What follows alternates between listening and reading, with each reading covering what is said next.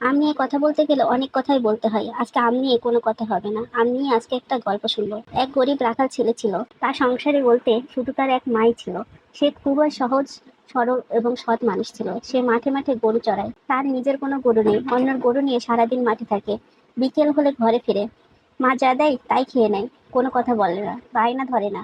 খেয়ে দিয়ে চুপচাপ বিছানায় গিয়ে ঘুমিয়ে থাকে। একদিন রাখালের মা বলল, বাবা আর কতদিন অন্যের গরু চড়াবি, এবার নিজে একটা গরু কিনে নে। মায়ের কথা শুনে রাখাল ছেলে খুবই খুশি হয়। খুশি হয়ে রাখাল তার মাকে বলল, বেশ, তুমি যখন গরু কিনতে বলছো, আমাকে গরু কিনতেই হবে। ছেলের কথায় মাও খুশি হয়। পরের দিন মাঠের পাশে এক আম গাছের নিচে গিয়ে বসলো রাখাল। বসে কি যে একটা গরু কেনা যায় তা ভাবলো। তখনই আম গাছ থেকে একটা আম পড়লো।